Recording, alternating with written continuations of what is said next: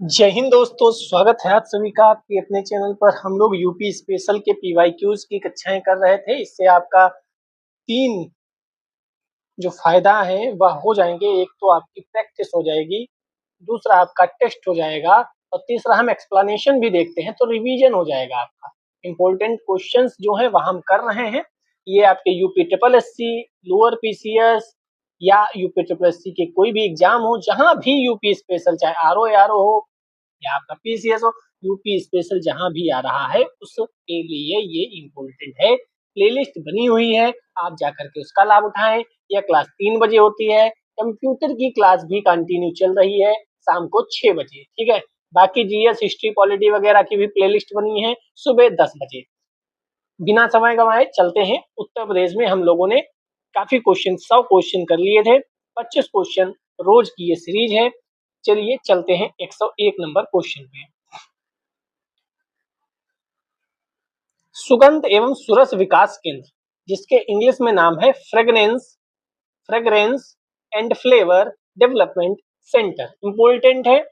इसकी स्थापना UNDP, UNIDO और उत्तर प्रदेश सरकार की सहायता से किस वर्ष की गई थी? तो पहली बात तो यही याद रखो कि जो सुगंध एवं सुरस विकास केंद्र है, इसकी स्थापना यूएनडीपी और यूएनआईडीओ दोनों के सहयोग से उत्तर प्रदेश सरकार के साथ मिलकर की गई थी। कब की गई थी? 1989, 1995, 1987 या 2000? तो चारों गलत है। सही क्या है? ई ऑप्शन सही है। क्यों? आइए देखते हैं। सुगंध एवं सुरस विकास केंद्र की स्थापना यूएनडीपी और यूएनआईडीओ और उत्तर प्रदेश सरकार ने मिलकर 1990-91 में की थी।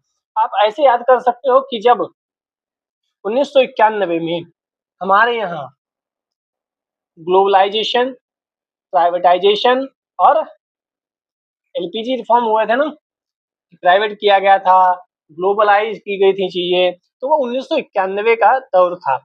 उसी समय ये याद कर लो कि उनसे 1 वर्ष पहले यानी 1990-91 में इस सुगंधित और सुरस विकास केंद्र की स्थापना हुई। क्योंकि ये क्वेश्चन रिपीट हो सकता है, 2025 में मंडी सचिव में पूछा गया है। ऐसे और भी जो सेंटर हैं और भी जो चीजें हैं उत्तर प्रदेश में, उनका भी ईयर पूछ सकता है, उनका भी आप ईयर रिवाइज कर लीजिए, ठीक है। इसका उद्देश्य क्या था? वही तेज सुगंध, स्वाद उद्योग, कृषि उद्योग की इन सब का अनुसंधान करो, विकास करो, वही सब चीजें हैं। आपके लिए ईयर इंपॉर्टेंट है। और आप बताओ इसका मुख्यालय कहाँ है, इसका हेडक्वार्टर कहाँ है, ठीक है, ये भी आप कमेंट सेक्शन में बताओ। 102 नंबर प्रश्न। भारत कला भवन, कई बार प्रश्न पूछा जा चुका है, मल्टीपल टाइम्स। भारत कला भवन उत्तर प्रदेश में स्थित एक विश्वविद्यालय संग्रहालय है। कहाँ का? आगरा का, लखनऊ का, वाराणसी का या प्रयागराज का? तो ये वाराणसी का है। एक बार नहीं, मल्टीपल टाइम्स क्वेश्चन पूछा जा चुका है। मैं बोल दे रहा हूँ, ये क्वेश्चन इंपॉर्टेंट है। भारत कला भवन उत्तर प्रदेश के वाराणसी में स्थित विश्वविद्यालय संग्रहालय है। क्या है? संग्रहालय है। भारत कला भवन की स्थापना 1920 को भारत कला परिषद के एक अंग के रूप में हुई थी। इसके प्रथम मानद अध्यक्ष, बहुत इंपॉर्टेंट है, रविंद्रनाथ टैगोर जी हैं।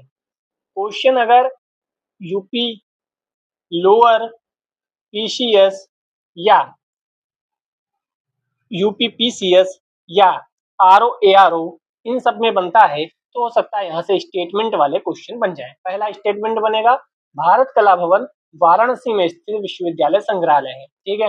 दूसरा बनेगा इसकी जो स्थापना है 1920 भारत कला परिषद के अंग के रूप में हुई। तीसरा है प्रथम मानद अध्यक्ष रविन्द्रनाथ टैगोर थे। अब इसमें चेंजेस क्या क्या करेगा मैं बता देता हूँ। देखो, भारत कला भवन जो है ना, वह वाराणसी की जगह ये लखनऊ या प्रयागराज लिख देगा। ज्यादातर सही है प्रयागराज, यहाँ पर आपको लिखकर गलत कराया जाएगा, ठीक है, प्रयागराज। 1920 की जगह क्या लिखेंगे? 1916, ठीक है। और रविन्द्रनाथ टैगोर की जगह लिखेंगे मदन मोहन मालवीय, मदन मोहन मालवीय। अब देखो ये तीनों चेंजेस कर देंगे। हो सकता है 2 चेंजेस कर दें, हो सकता है 1 गलत कर दें, 2 सही कर दें, तो ये चीजें चेंज हो सकती हैं। अब आपको ये रट गया है क्वेश्चन, अब आपका ये गलत नहीं होगा, चाहे स्टेटमेंट में आए, वन लाइनर आए, मैचिंग आए, कैसे भी आए। भारत कला भवन वाराणसी, भारत कला परिषद 1920 और मानद अध्यक्ष प्रथम थे कवि रविन्द्रनाथ टैगोर। आगे बढ़ते हैं 103। लखनऊ स्थित बाल संग्रहालय चिल्ड्रन म्यूजियम की स्थापना किस वर्ष हुई, यानी कि स्थापना पूछी जा रही है लगातार। ध्यान रखिए, स्थापना याद रखिए कुछ चीजों की। तो ये कब हुई? ये हुई 1957 में। 1957 किसकी स्थापना? लखनऊ स्थित बाल संग्रहालय। तो चिल्ड्रन म्यूजियम कहाँ है? तो पहला तो लखनऊ में है। स्थापना कब हुई? 1957 में। ठीक है, 2 क्वेश्चन यहाँ से आपके हो गए। लखनऊ में बाल संग्रहालय है, स्थापना 1957 को होती है। पूरा नाम मोतीलाल नेहरू बाल संग्रहालय। ठीक है, मोतीलाल नेहरू बाल संग्रहालय। अब बाल से आपको जवाहरलाल नेहरू याद आते हैं, चाचा जी, लेकिन यहाँ ध्यान रखना जवाहरलाल नेहरू नहीं है, मोतीलाल नेहरू। और ये क्वेश्चन जवाहरलाल नेहरू, ठीक है, इन्हीं के नाम से आपको कंफ्यूज किया जाएगा। मोतीलाल नेहरू ना देकर जवाहरलाल नेहरू देंगे और आपको याद रहेगा कि हाँ बाल संग्रहालय है, बाल को बहुत प्रिय थे, चाचा कहते हैं, और उनका चिल्ड्रंस डे भी मनाया जाए, तो वो सब कहानी जोड़ के आप जवाहरलाल नेहरू को टिक कर दोगे। तो ध्यान रखिएगा, जवाहरलाल नेहरू नहीं, यहाँ मोतीलाल नेहरू है। क्वेश्चन नंबर 104, बनारस हिंदू विश्वविद्यालय की स्थापना किस वर्ष में हुई थी? ये आसान क्वेश्चन में है, 1875, 1916, 1921, 1930। तो ये 1916 में हुई थी। ये इजी क्वेश्चन में है, अगर विश्वविद्यालय की स्थापना पूछी जाती है तो इजी है। ठीक है, और आपको अगर ये भी नहीं याद है तो आप गलत डायरेक्शन में चल रहे हैं। बीएचयू की स्थापना 1916 में मदन मोहन मालवीय ने की थी। बीएचयू को पहले सेंट्रल हिंदू कॉलेज के नाम से जाना जाता था, और सेंट्रल हिंदू कॉलेज की स्थापना एनी बेसेंट ने की थी। क्वेश्चन ये भी पूछा जाता है कि सेंट्रल हिंदू कॉलेज की स्थापना किसने की थी? एनी बेसेंट ने की थी। यहाँ पर आपको हेनरी डेरिजियो नाम देकर कंफ्यूज किया जा सकता है। अब बताइए हेनरी डेरिजियो क्यों इंपॉर्टेंट है, क्या है, क्या किया था इन्होंने, जो कि मैं आपको हेनरी डेरिजियो का नाम बता रहा हूँ। गुड। तो जो मैं पूछता हूँ वह भी आप कमेंट में बताते रहिए, वह भी रिकॉल करते रहिए। अगर आपको रिकॉल आ रहा है तो आपकी तैयारी बहुत अच्छी है, अदरवाइज आप फिर से नोट्स उठाइए।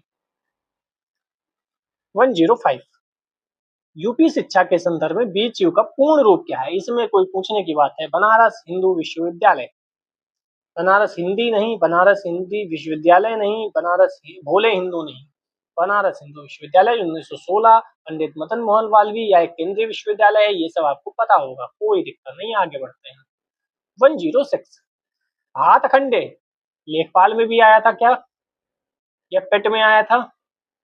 ये हाल फिलहाल में भातखंडे संगीत संस्थान पूछा जा चुका है। भातखंडे संगीत संस्थान विश्वविद्यालय उत्तर प्रदेश के किस शहर में स्थित है? तो ये राजधानी लखनऊ में स्थित है, और बहुत ही इंपॉर्टेंट है। वेरी वेरी वेरी, जितना वेरी लगा पाओ उतना वेरी इंपॉर्टेंट है। आइए पढ़ लेते हैं, स्टेटमेंट में क्वेश्चन बन सकता है। भातखंडे संगीत संस्थान विश्वविद्यालय उत्तर प्रदेश के लखनऊ में स्थित है। यह भारत का एक बड़ा ललित कला नृत्य संगीत का विश्वविद्यालय है। इस विश्वविद्यालय का आदर्श वाक्य है नादाधीनम, नादाधीनम जगत। आदर्श वाक्य भी पूछा जा सकता है अगर क्वेश्चन स्टेटमेंट में बनता है तो। यह संपूर्ण विश्व नाद या संगीत के अधीन है। इस विश्वविद्यालय की स्थापना पूछी जा सकती है 1926 में। किसने की थी? राय उमानाथ बली एवं राजेश्वर बली संयुक्त प्रांत के तत्कालीन शिक्षा मंत्री के प्रयासों से पंडित भातखंडे द्वारा। तो पंडित भातखंडे ने जी ने इसकी स्थापना की थी, इसीलिए इसका नाम भातखंडे संगीत संस्थान विश्वविद्यालय रखा गया है।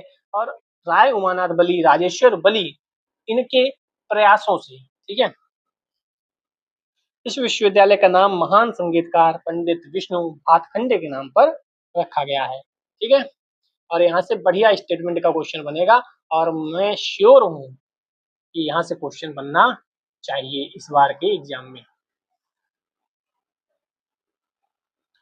107, जगत गुरु रामभद्राचार्य विकलांग विश्वविद्यालय दुनिया में अपनी तरह का पहला विश्वविद्यालय उत्तर प्रदेश के किस शहर में स्थित है? बाराबंकी, लखनऊ, कानपुर, चित्रकूट। ये चित्रकूट में पावन नगरी है चित्रकूट, वहां स्थित है रामभद्राचार्य, सॉरी, जगत गुरु रामभद्राचार्य विकलांग विश्वविद्यालय। आपने जगत गुरु रामभद्राचार्य जी को बहुत यूट्यूब वगैरह और सोशल मीडिया पे देखा होगा।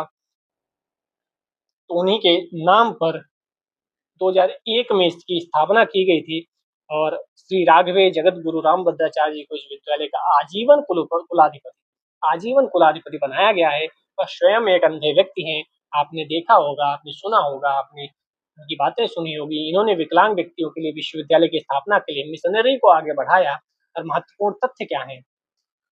इस विद्यालय का उद्देश्य विकलांग व्यक्तियों को उच्च और व्यावसायिक शिक्षा प्रदान करना, व्यावसायिक शिक्षा भी है। सार्वजनिक निजी क्षेत्र के उद्देश्यों में शिक्षित विकलांग व्यक्तियों के लिए प्लेसमेंट का पता लगाना। मतलब विकलांग व्यक्तियों के लिए यहाँ सब कुछ है, ठीक है।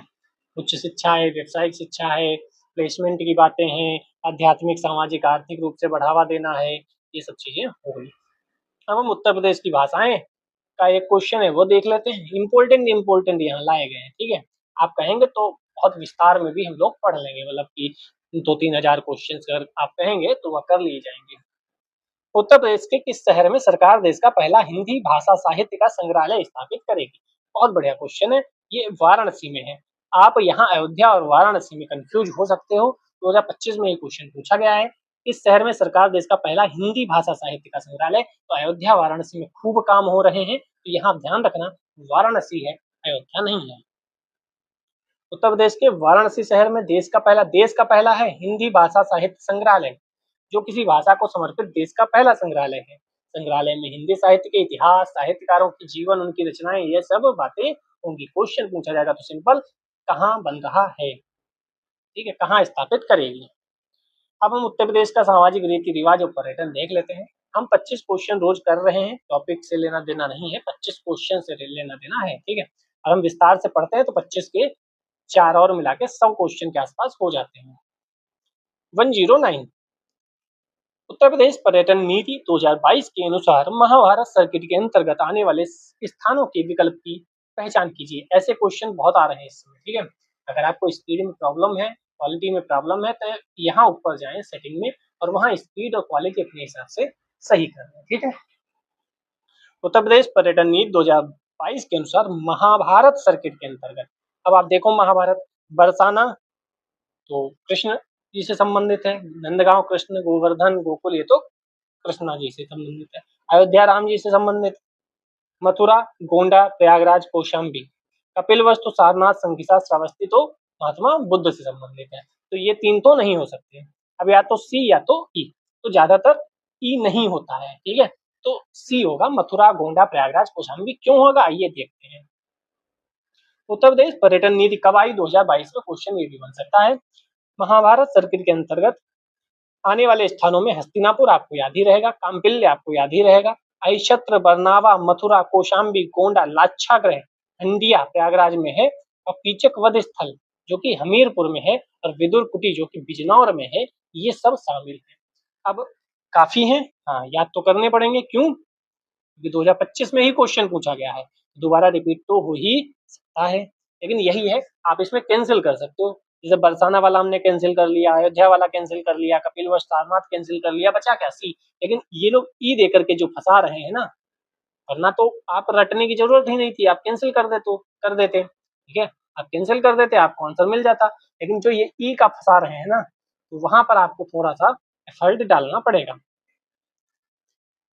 अब देखो, निम्नलिखित में से कौन सा उत्तर प्रदेश का बौद्ध बौद्ध सर्किट का हिस्सा है? ठीक है, तो नैमिषारण्य हमारे पास में है, सीतापुर में है। नैमिष तो वह नहीं होगा, आगरा नहीं होगा, मथुरा नहीं होगा, सारनाथ सिंपल है। तो ई ना दें ऑप्शन में, चीजें सिंपल हो जाती हैं, इसीलिए ई जोड़ा गया कि थोड़ा सा टफ हो जाए मामला। सारनाथ उत्तर प्रदेश पर्यटन में बौद्ध सर्किट का हिस्सा है। बौद्ध सर्किट में 6 स्थान आते हैं, कपिलवस्तु, श्रावस्ती, संकिसा, कौशाम्बी, सारनाथ, कुशीनगर। अब उन्होंने सबसे ज्यादा उपदेश कहाँ दिए? महात्मा बुद्ध ने सबसे ज्यादा उपदेश कहाँ दिए? कमेंट सेक्शन में बताइए। उनका महापरिनिर्वाण कहाँ हुआ ये बताइए। उन्होंने अपना पहला उपदेश कहाँ दिया ये बताइए। उन्होंने अपने जीवन के सबसे ज्यादा दिन कहाँ बिताए? ठीक है, ये बताइए। और क्या बताइए आप? इतना बताइए कमेंट सेक्शन में। आप ये क्वेश्चन के आंसर दिया करिए, इससे आपका रिवीजन होता है, ठीक है। ये मत सोचा करिए टाइम वेस्ट हो रहा है। अब एक क्वेश्चन के साथ मैंने 4 एक्स्ट्रा क्वेश्चन पूछ लिए, तो आपके 25 के साथ और भी क्वेश्चन हो जा रहे हैं। बुंदेलखंड सर्किट में कौन से गंतव्य शामिल है? ये ध्यान रखना, शामिल है पूछ रहा है या शामिल नहीं है पूछ रहा है। तो अयोध्या थोड़ी होगा, अयोध्या तो ऊपर है। ठीक है,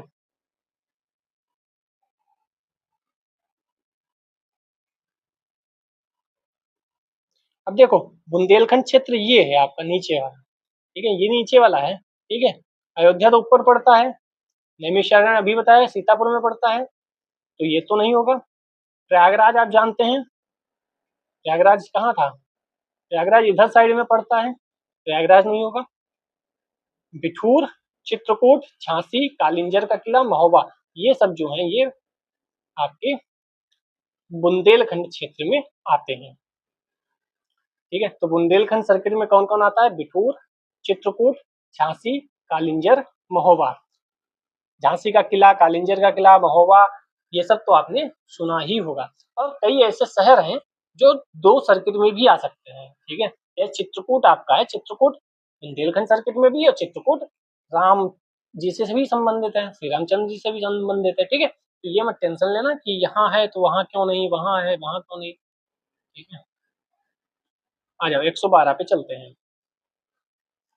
दुमपुक्त उत्तर प्रदेश में की एक लोकप्रिय प्रक्रिया है। दुमपुक्त किसकी प्रक्रिया है? व्यंजन पकाने की, कपड़ा सिलाई की, बीज बोने की, लकड़ी पर नक्काशी की। तो ये व्यंजन पकाने की प्रक्रिया है।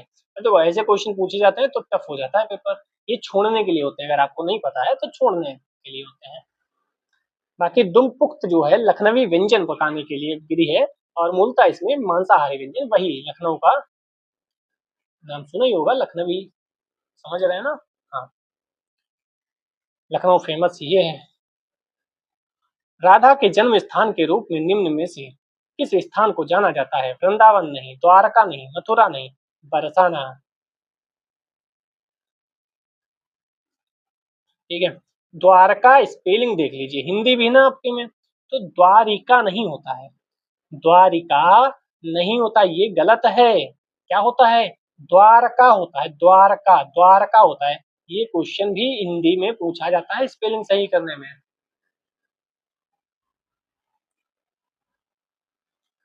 राधा जी के बारे में बरसाना प्रचलित है।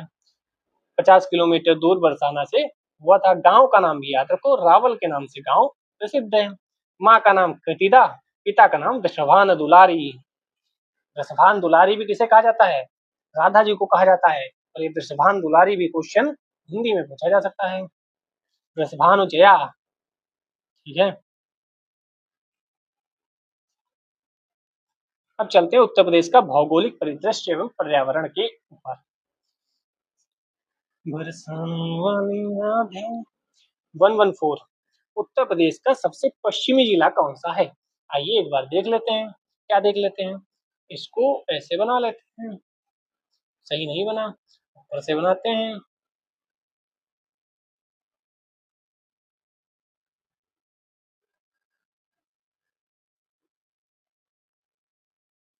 ठीक है, इतना ही समझ लो, अब बढ़िया नहीं बन पाएगा। ठीक है, तो बना क्यों रहे हो?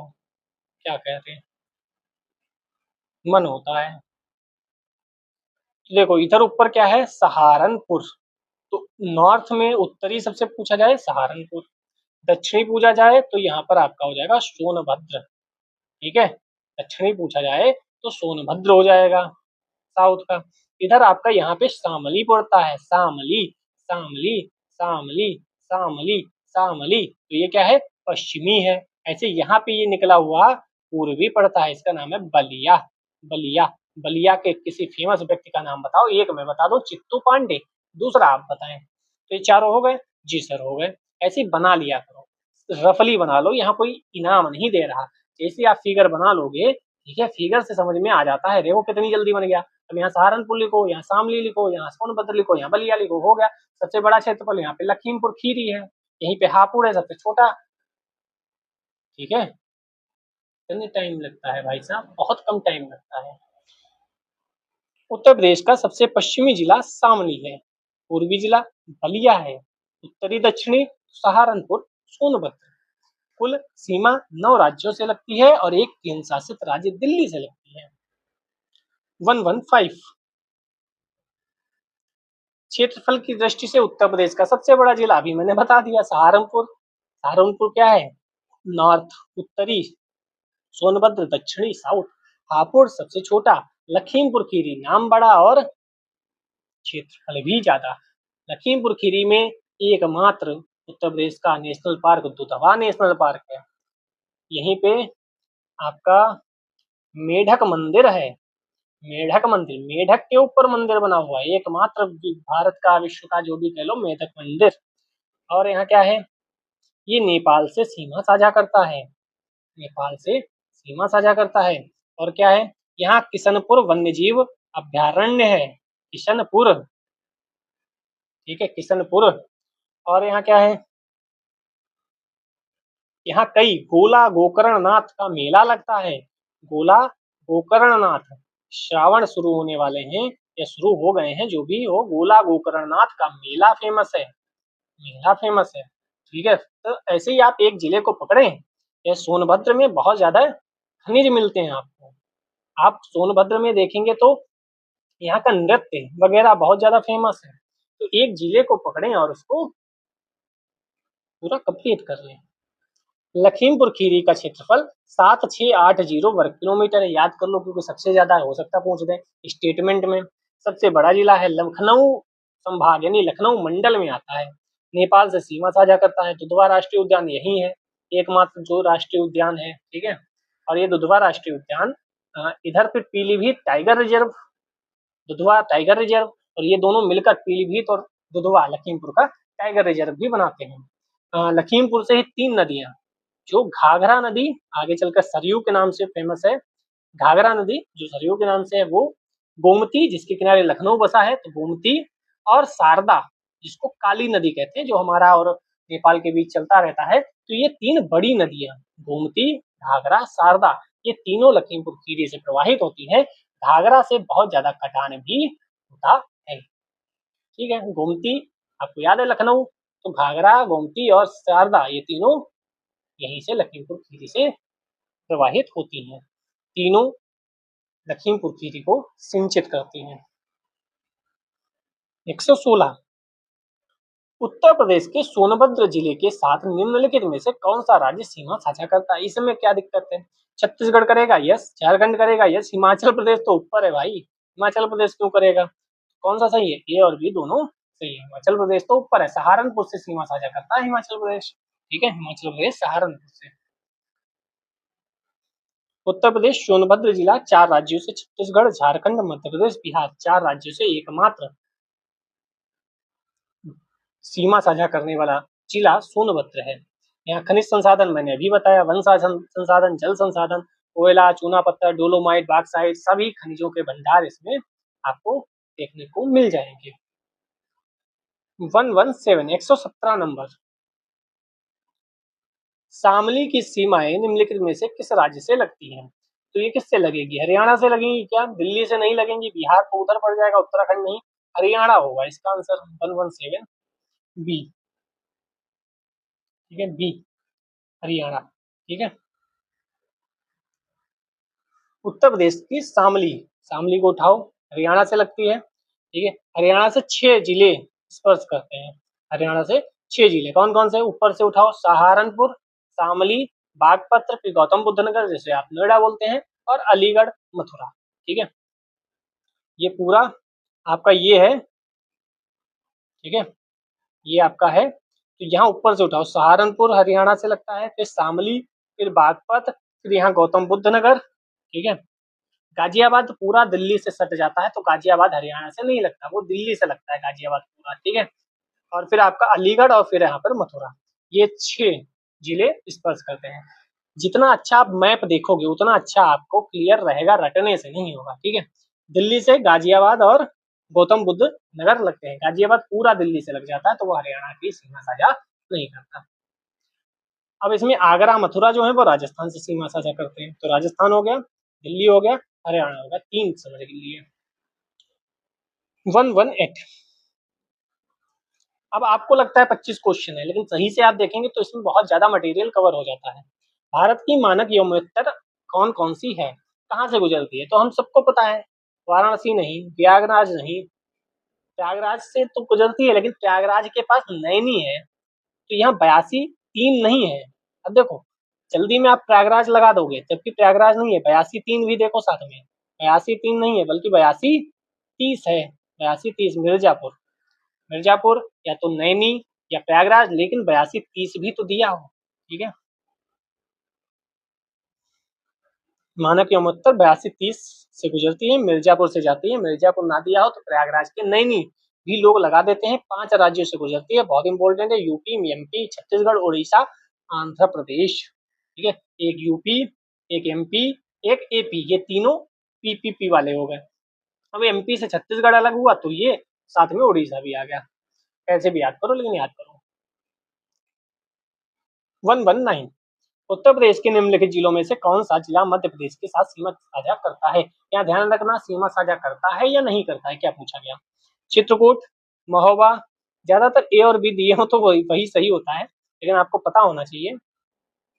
ठीक है, आपको पता होना चाहिए कौन कौन से सीमा साझा करते हैं, यहाँ से लेकर आपको यहाँ तक। आप कहेंगे तो छोटे छोटे टुकड़ों में यूपी स्पेशल थोड़ा सा करा दिया जाएगा रिवीजन। चित्रकूट, महोबा जिले मध्य प्रदेश से सीमा साझा करते हैं। कुल 11 जिले सबसे ज्यादा हैं। आगरा, इटावा, जालौन, झांसी, ललितपुर, महोबा, बांदा, चित्रकूट, प्रयागराज, मिर्जापुर, सोनभद्र, ये मध्य प्रदेश से सीमा साझा करते हैं। इधर से चलते हैं आगरा से। आगरा, इटावा, जालौन, झांसी, ये सब आपने पढ़ा ही होगा, रिवीजन हो जाएगा आपका। 120, महोबा जिला उत्तर प्रदेश के किस क्षेत्र में स्थित है? तो बुंदेलखंड, अभी मैंने बताया, ये नीचे वाला जितना एरिया है ये किसका है? बुंदेलखंड का एरिया है, तो बुंदेलखंड।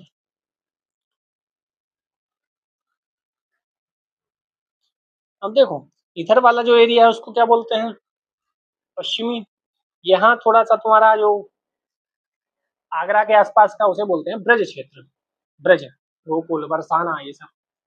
लखनऊ के आसपास वाला एरिया प्रयागराज तक जो जाता है उसे अवध बोलते हैं। जो इधर का आपका है बलिया तरफ का, ठीक है, गोरखपुर वगैरह, वो पूर्वांचल है, जौनपुर। जो नीचे वाला एरिया है वो बुंदेलखंड है। ठीक है, महोबा जिला किसमें आता है? बुंदेलखंड में। 1995 में हमीरपुर जिले से इसको अलग करके एक नया जिला बनाया गया था। ये भी क्वेश्चन पूछ देते हैं आजकल, तो आया है, याद कर लो। उत्तर प्रदेश का परिवहन, 121 नंबर प्रश्न।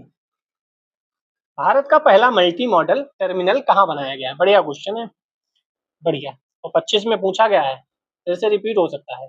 आगरा, वाराणसी, लखनऊ, प्रयागराज, तो सबसे ज्यादा काम कहाँ हो रहा है? वाराणसी में हो रहा है। क्यों? क्योंकि वाराणसी के सांसद कौन है? वाराणसी के सांसद आप कमेंट सेक्शन में बताइए, देखते हैं आप कितना अच्छे से जानते हैं वाराणसी के सांसद। भारत का पहला multi modal terminal Uttar Pradesh के वाराणसी में गंगा नदी पर बनाया गया है। उद्देश्य क्या है? अंतरदेशीय जल मार्गों को परिवहन के एक सस्ते और अधिक पर्यावरण अनुकूल साधन के रूप में बढ़ावा देना। इस मल्टी मॉडल टर्मिनल का उद्घाटन प्रधानमंत्री नरेंद्र मोदी ने किया। इसका निर्माण सरकार की जल मार्ग विकास परियोजना, यानी कि सड़कों पे थोड़ा सा ट्रैफिक कम हो, हम पानी के माध्यम से अपना सामान इधर उधर भेजें, ऐसा रहेगा। उसमें प्रदूषण कम होता है और लागत भी कम लगती है। यूपीएसएच 7 किन दो प्रमुख शहरों को जोड़ता है? अब देखो 2025 में क्वेश्चन पूछा गया, तो हो सकता है पूछ दे। इसमें नए नए हाईवे, एक्सप्रेसवे ये सब बन रहे हैं। गंगा एक्सप्रेसवे बना है, क्वेश्चन वहां से बनना चाहिए। करंट अफेयर्स मजबूत रखिए, कितने जिलों से जाता है, कितना लंबा है, वो सब ध्यान रखिएगा। लखनऊ कानपुर नहीं, लखनऊ कानपुर शायद अभी कल परसों में कुछ हुआ है, या कल ही हुआ है शायद, कुछ तो हाईवे वगैरह बना है। ये क्या है? 7, इलाहाबाद और गोरखपुर। प्रयागराज गोरखपुर जोड़ता है, ध्यान रखिएगा। यूपीएसएच 7 राजमार्ग, राज्य का है ये। इलाहाबाद को जौनपुर होते हुए Gorakhpur, 106 kilometre. 123 number question. Uttar Pradesh motor वाहन कराधान अधिनियम 1997 को लागू करने के लिए मुख्य रूप से कौन जिम्मेदार है? अब इन्फोर्समेंट कांस्टेबल के ये क्वेश्चन है, ये आपके में शायद ना पूछे जाए, क्योंकि ये थोड़े से अलग क्वेश्चन है, तो मुझे नहीं लगता ये क्वेश्चन पूछे जाएंगे। हम इन्हें स्किप कर सकते हैं। ठीक है, हम इन्हें स्किप कर सकते हैं, या तो बताओ, देख लें कितने क्वेश्चन है। पूरा इन्फोर्समेंट पे से भरा हुआ है। पूरा भरा हुआ है।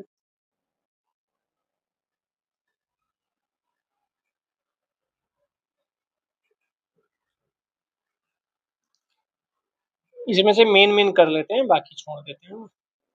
मेन मेन कौन से? ये क्वेश्चन जो है 125, उत्तर प्रदेश में पहली राष्ट्रीयकृत परिवहन सेवा कब शुरू हुई है? ये इंपॉर्टेंट क्वेश्चन आपका पूछा जा सकता है। तो ये 1947 में शुरू हुई, जब देश आजाद हुआ। उत्तर प्रदेश की पहली राष्ट्रीयकृत परिवहन सेवा 1947 में आरंभ हुई। 15 मई 1947 कहाँ चली? लखनऊ बाराबंकी मार्ग पर चली। ठीक है। 1 जून 1972 को सड़क परिवहन अधिनियम 1950 के अधीन परिवर्तित कर उत्तर प्रदेश सड़क परिवहन निगम इसका नाम रख दिया गया। इसका नाम भी बदला गया बाद को। ठीक है। और ये क्वेश्चन पूछा जा सकता है आपके भी एग्जाम में। यूपीएसएच 1 नहीं पूछा जाएगा मुझे लगता है, लेकिन चलिए कर लेते हैं। 126 कौन सा जिला यूपीएसएच 1 के मार्ग पर नहीं है?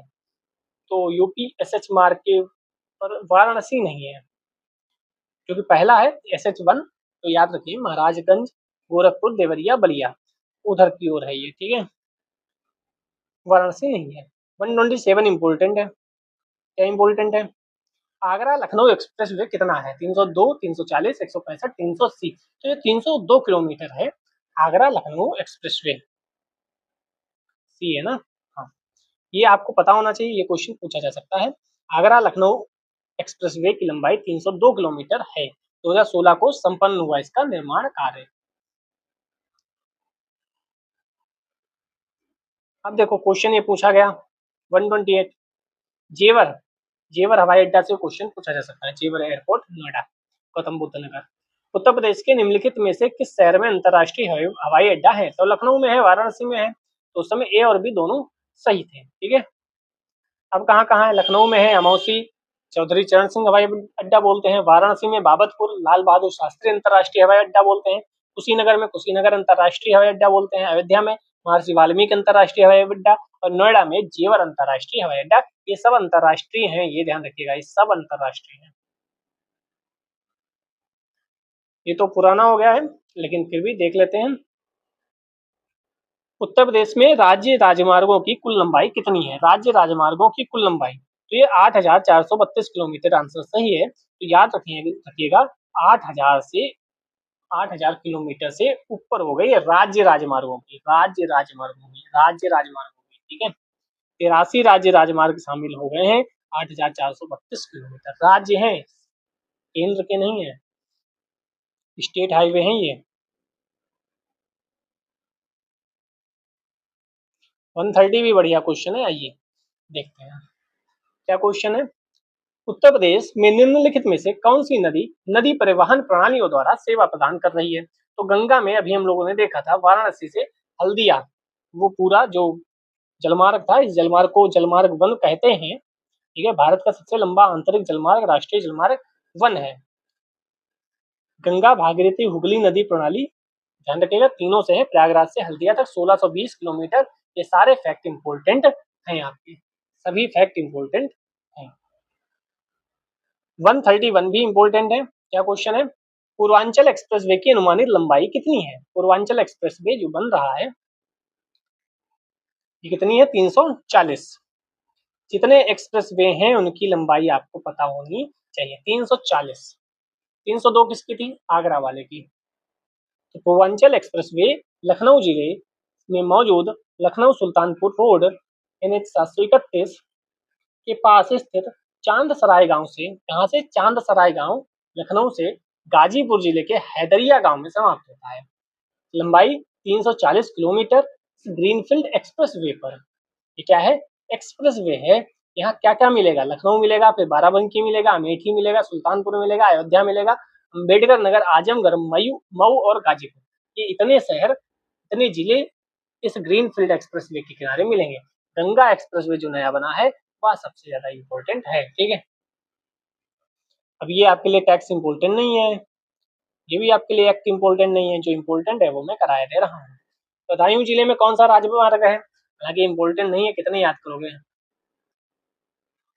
हाँ, ये बढ़िया है, ये कर लेते हैं, हो सकता है पूछ दे। 1 जून 1972 को उत्तर प्रदेश में किस संगठन का गठन किया गया? अभी हम ऊपर देख कर आए थे, कौन सा था? उत्तर प्रदेश राज्य सड़क परिवहन निगम, थोड़ा लेट हो जाएगा लेकिन हम 150 तक कंप्लीट कर लेंगे जिससे कि हम कल से फिर वही 25 वाला शुरू कर सकें।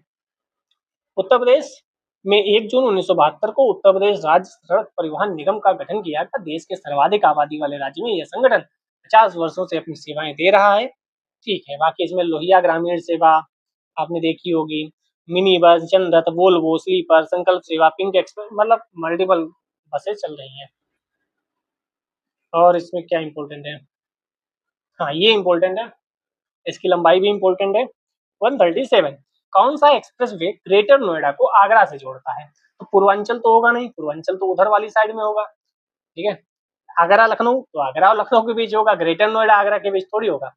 बुंदेलखंड बुंदेलखंड वाले में होगा। ये यमुना एक्सप्रेस वे है। ठीक है, आप जानते हैं ग्रेटर नोएडा दिल्ली के पास में और दिल्ली से यमुना नदी आगरा तक आती है, तो यमुना एक्सप्रेस वे उसे कहते हैं। तो ग्रेटर नोएडा आगरा को जोड़ने वाले मार्ग को यमुना एक्सप्रेस वे के नाम से जाना जाता है।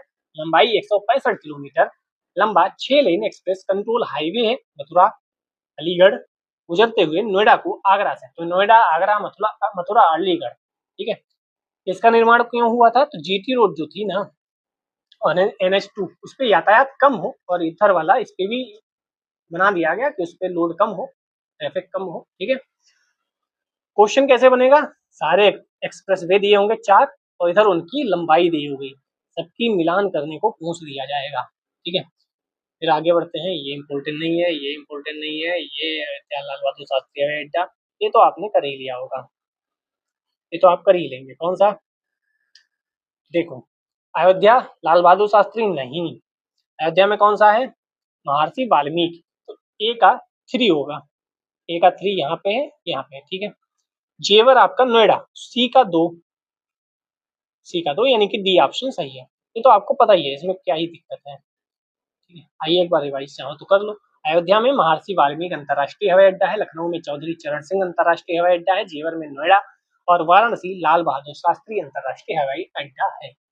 हो सकता है नोएडा अंतर्राष्ट्रीय हवाई अड्डे के भी नामकरण को कर दिया जाए, चुनाव आने से पहले किसी फेमस व्यक्ति का नाम रख दिया जाए।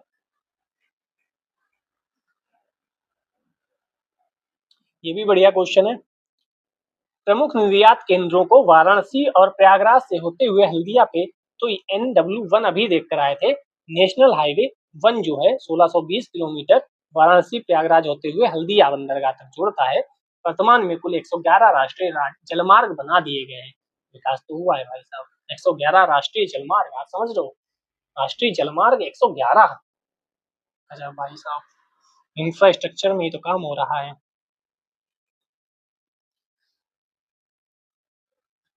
हाईवे पे हाईवे बन रहे हैं, एक्सप्रेस वे पर एक्सप्रेस वे बन रहे हैं।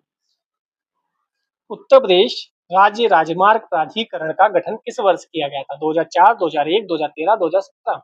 तो इसका आंसर होगा बी, 2004 में किया गया था। आइए थोड़ा विस्तार से पढ़ लेते हैं, क्वेश्चन बन सकता है। 2004 को उत्तर प्रदेश राज्य राजमार्ग प्राधिकरण का गठन हुआ, अधिनियम के तहत बना था, पब्लिक प्राइवेट पार्टनरशिप मॉडल पर शुरू किया गया, शासी परिषद की अध्यक्षता मुख्यमंत्री करते हैं। मतलब 2004 में भी public private partnership PPP model चालू था, तो जो आजकल कहा जाता है प्राइवेट लोग आ रहे हैं, सरकार ये कर रही है, बर्बाद कर रही है, ऐसा नहीं है। प्राइवेट पहले भी थे, 1991 से ही हम लोगों ने धीरे धीरे प्राइवेटाइजेशन शुरू किया और हम जितना आगे जाते जाएंगे प्राइवेटाइजेशन उतना ज्यादा होता जाएगा, इसमें कोई दिक्कत नहीं है। ठीक है, लेकिन सही तरीके से हो, मतलब जनता को लाभ पहुंचे, भारत को लाभ पहुंचे, मेन है भारत को लाभ पहुंचना।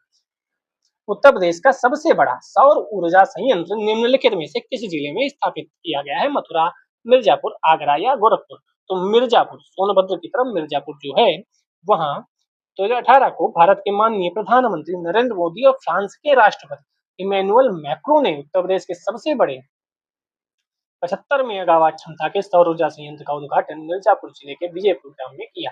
तो राष्ट्रपति फ्रांस के थे और हमारे देश के प्रधानमंत्री जी थे। बढ़िया क्वेश्चन है तो इंफ्रास्ट्रक्चर में बढ़िया काम हो रहा है। यहाँ भी क्वेश्चन बढ़िया है, 14144 क्या है? उत्तर प्रदेश ने IT, टेक्सटाइल, हस्तशिल्प और गैर पारंपरिक गैर पारंपरिक ऊर्जा जैसे विभिन्न क्षेत्रों को पूरा करने के लिए राज्य में कितने एसईजेड को मंजूरी दी है? 31 है। ये क्वेश्चन भी कई बार क्वेश्चन पूछा गया है, ठीक है, कई बार क्वेश्चन पूछा गया है। 31 एसईजेड विशेष आर्थिक क्षेत्र को मंजूरी दी गई है। विशेष आर्थिक क्षेत्र को निर्मित करने का उद्देश्य आईटी, टेक्सटाइल, जिसमें हम बढ़िया हैं उन सब में बढ़िया चीजें हों, ठीक है। स्वायत्त संस्था, हाँ ये भी क्वेश्चन पूछा जा सकता है। कुछ क्वेश्चन बेकार थे, बाकी सब बढ़िया थे, ठीक है। उत्तर प्रदेश सरकार ने एक स्वायत्त संस्था के रूप में अतिरिक्त ऊर्जा स्रोत विभाग के अंतर्गत गैर पारंपरिक ऊर्जा विकास एजेंसी, इसका मुख्यालय लखनऊ में है, का निर्माण कब हुआ? 84 नहीं, 93 नहीं, 82 नहीं, 83। 83 में हुआ था। दो कितना बारीक अंतर है, 84, 82, 83 दिया गया है। नवीन नवीकरणीय ऊर्जा विकास के लिए गैर परंपरागत ऊर्जा विकास एजेंसी नेडा का गठन 1983 में किया गया, स्वायत्त संस्था के रूप में कार्यरत है, मुख्यालय लखनऊ में है। मुख्यालय भी हम लोगों ने पढ़ा था पिछले क्वेश्चंस में, तो लखनऊ मुख्यालय है, ये भी पूछा गया था, ठीक है। 146, तो निम्नलिखित में से कौन सा नाभिकीय संयंत्र उत्तर प्रदेश में स्थित है? तो नरौरा, नरौरा है, ठीक है, नरौरा है उत्तर प्रदेश में, बुलंद शहर के पास। कैगा कर्नाटक में है, कलपक्कम तमिलनाडु में है, काकरा पार गुजरात में है। काकरा फाफरा गुजरात, आप समझ सकते हैं याद करने के लिए। नरौरा तो उत्तर प्रदेश याद ही हो रहेगा, कर्नाटक, कलपक्कम तमिलनाडु, ठीक है। 150 करने हैं हमें। आज बताइएगा आपने कितने क्वेश्चन कर लिए? 147, आज 25 से ज्यादा हो चुके हैं।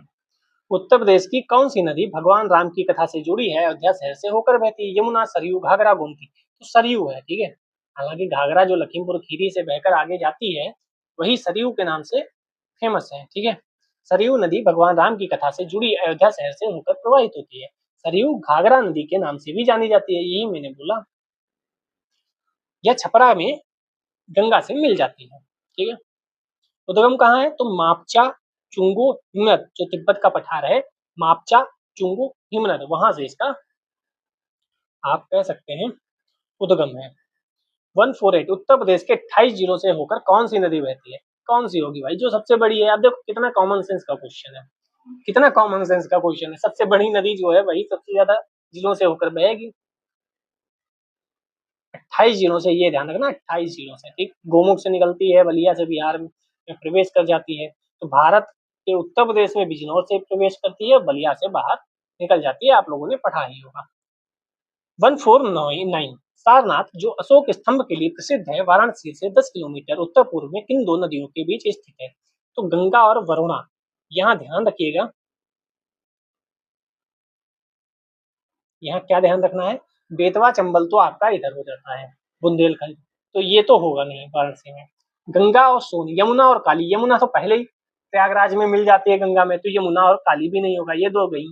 अब गंगा और सोन पे आप कंफ्यूज हो सकते हैं, लेकिन आपको बस पता है सोन कहाँ पर मिलती है गंगा से, तो आप इसको भी सही कर लोगे, ठीक है। वाराणसी में ही नगर से 10 किलोमीटर दूर सारनाथ गंगा और इसकी सहायक नदी वरुणा नदियों के संगम पर स्थित है। अशोक स्तंभ, धमेक स्तूप, मृगदाव, बौद्ध संग्रहालय, ये सब यहाँ है, ठीक। गौतम बुद्ध ने ज्ञान प्राप्ति के बाद अपना पहला उपदेश 5 अनुयायियों को सारनाथ में ही दिया था, और इसे धर्म चक्र प्रवर्तन कहा गया, ठीक है। 50वां, 150, आज बताइएगा कितने क्वेश्चन हुए?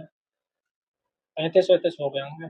उत्तर प्रदेश की जलवायु कैसी है? टुंड्रा नहीं भाई, शुष्क रेगिस्तान नहीं भाई, समशीतोष्ण नहीं, उष्ण कटिबंधीय मानसून, उष्ण कटिबंधीय मानसून। ये जियोग्राफी में आप पढ़ेंगे क्या होता है, ठीक है, जियोग्राफी में। अभी तो रट लो, उत्तर प्रदेश की जलवायु कैसी है? उष्ण कटिबंधीय मानसून।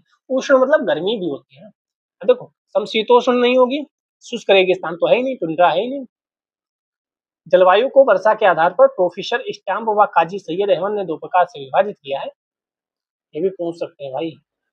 आर्द्र एवं उष्ण क्षेत्रीय जलवायु और साधारण आर्द्र एवं उष्ण क्षेत्रीय जलवायु। साधारण आर्द्र बोले या आर्द्र बोले, बस। कोपेन के अनुसार दूसरा है, क्या है? शुष्क शीत मानसूनी प्रकार की जलवायु होनी चाहिए, जबकि फार्नहाइट के अनुसार समशीतोष्ण आर्द्र प्रकार की जलवायु होनी चाहिए। अब इतना मसाला आप तैयार करिए और यहाँ 2-3 बार पढ़ लीजिए, स्क्रीनशॉट ले लीजिए, क्योंकि क्वेश्चन यहाँ से आया, क्वेश्चन बनेगा टफ। क्वेश्चन टफ बनेगा अगर इस मटेरियल से पूछा गया स्टेटमेंट में। 151 151 बुंदेलखंड मिट्टी में पाई जाती है। कौन सी मिट्टी पाई जाती है? कमेंट सेक्शन में बताइएगा। मिलते हैं 6 बजे आपको कंप्यूटर की क्लास में। जय हिंद, जय भारत।